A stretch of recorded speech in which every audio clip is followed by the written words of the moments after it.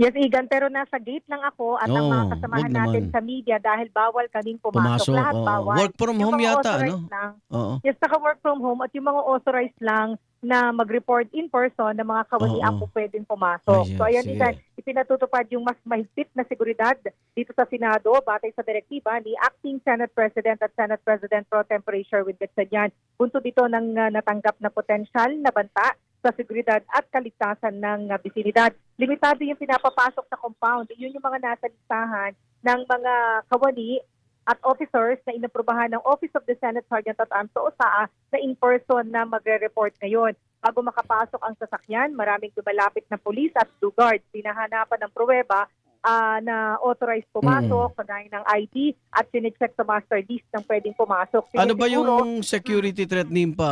More on sa destabilization?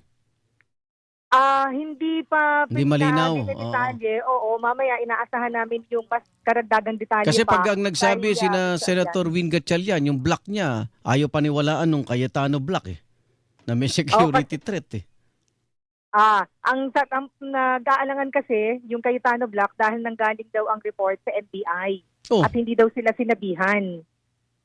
hindi ba Oo. sinabihan? Di ba Yun ang buong tatanungin Senado na namin kay yon? Senator Oo. Gatchalian kasi may Zoom interview kami sa kanya anytime now. Oo. Okay. Oo.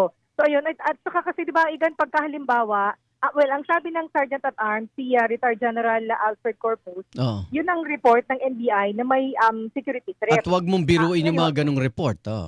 oo, at ibig sabihin, ngayon, kaya sila nagpapatupad ng mahigpit na seguridad, heightened security measures at security protocols dahil um, kinukonsidera nila yung Pero pagbabanta, nag-iingat sila kasi Igan, hanggang hindi binabawi o hanggang hindi nililiwanag na hindi totoo yung banta, hindi sila magre-relax. pero para Kailangan nila kay seryosohin yun. Senador Cayetano, dapat OSAA daw ang may report na ganyan.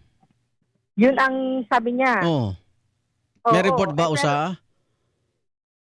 ang sabi ni General Corpus na aming naka-interview kahapon, Oo. ibinatay yung report doon sa sinabi ni Ng NBI NBI. Chief Matibag. Okay. Oo. Eh di ba sa kanila kasi may presumption of regularity kasi NBI yun eh. O- Ayon siya yun ng gobyerno, ito siya ng gobyerno. So Okay. ipagpapalagay na totoo yung banta hanggang sa ma-eliminate yung threat o masigurado na hindi totoo yung banta. Kaya sila Okay. nag-ingat. So yung mga sasakyan dito, ginagamitan ng under-vehicle mirror, yung tinitignan ng salamin yung ilalim ng sasakyan bago papasukin at yun nga kinikilatis yung mga papasok. Hindi nakalakta ng Senado. Pinapapasok yung mga authorized na mga personnel na mag-report in person at nabatid natin mula sa mga officer ng OSAA na nagpa-paneling na sa loob o niligid ng K9 o bomb sniffing dogs ang bawat palapag ng Senado. Kakaunti ang dumarating ng mga nagre-report in person dahil pinag-work from home ang mga kawani sa direktiba nga ni Acting Senate President Gatchalian. Ibig sabihin, sinusunod siya ng mga kawani ng Senado.